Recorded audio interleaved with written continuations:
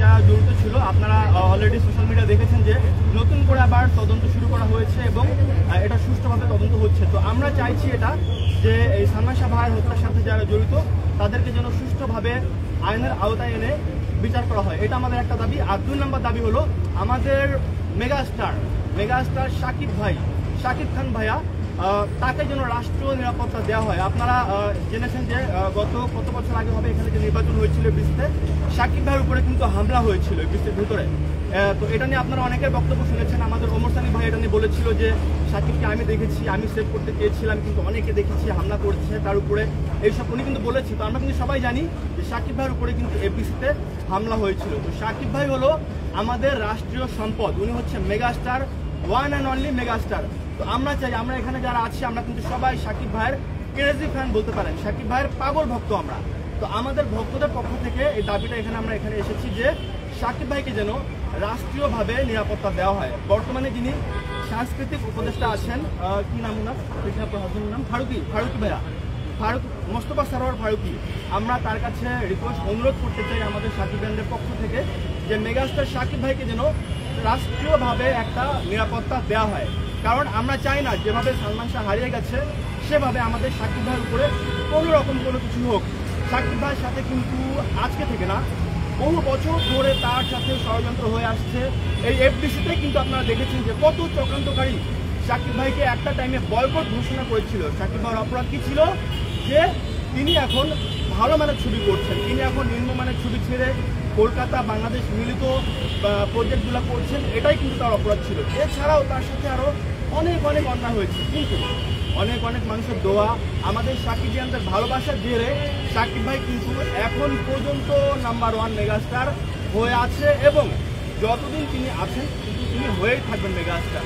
তো এটাই হলো আমাদের দাবি ভাই যে শাকিব ভাইকে যেন রাষ্ট্রীয়ভাবে নিরাপত্তা দেওয়া হয়।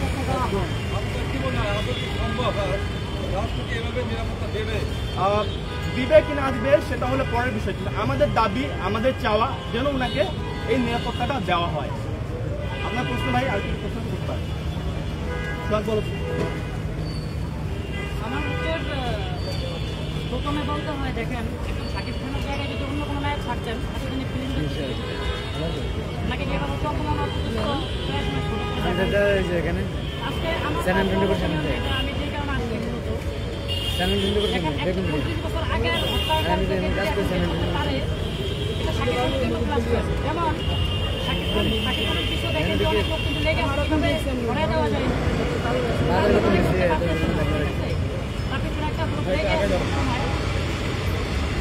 সালমান শাহের হত্যাকারীদেরকে বের করতে পারে, শাকিব খানকে নিয়ে যারা চক্রান্ত নিয়ে বসে আছে যে তাকে কিভাবে সরানো যায় চিন্তা ভাবনা মাথায় আছে, তারা কিন্তু ভাববে যে 29 বছর আগে হত্যাকারীদেরকে বের করতে পারছে, আমাদের অবস্থা খুব খারাপ হয়ে যাবে। তারা একটু বয়ের মধ্যে থাকবে, হত্যাকারীদেরকে বের করতে পারে, শাকিব খানের জন্য অনেক বড় একটা। আপনি দেখেন একজন শাকিব খান 2017 সালে যে হামলাটা হয়েছে নবাব নবীর সময়, আর কি ওই সময়টা ছিল তাকে ইলেকশনের সময় নবাব নবীর নিশ্চয় ধরেন মাঝের জন্য চেহারা দেখা যায় না। জিনিসটা কতটা লজ্জাজনক, একজন বাংলাদেশের শাকিব খানের মাধ্যমে পুরো দেশটাকে নির্যাতন হচ্ছে।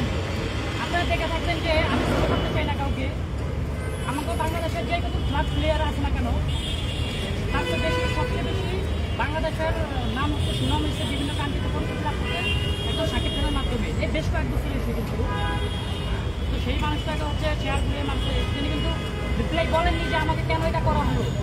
তিনি আপনার অবশ্যই জেনে থাকবেন যে তিনি কিন্তু জিডি তত্ত্ব গেছিলেন এই ঘটনার পরে, তার জিডি নেওয়া হয়নি, তার জিডি পর্যন্ত নেওয়া হয়নি। তাহলে একজন মেগাস্টারকে যদি এইভাবে হচ্ছে রাষ্ট্রীয়ভাবে যদি নিরাপত্তা না দেওয়া হয় তাহলে যেভাবে চলচ্চিত্র ধ্বংস হয়ে যাবে। এখন শাকিব খান যে কোনো সময় এখন কিন্তু আমেরিকাতে থাকেন, যে কোনো সময় কিন্তু হুট করে চাইলে উনি মাথার দিকে আইসা পড়ে যে না এই কী করি না ফিল্ম ইন্ডাস্ট্রির জন্য বাংলা ছেড়ে দিলাম যা ইন্ডাস্ট্রি, দেখি তোরা কী করতে পারো, তখন ক্ষতিটা কোথায় হবে ভাইয়া? পুরো বাংলাদেশ চলচ্চিত্রটাই ইফেক্টটা করবে।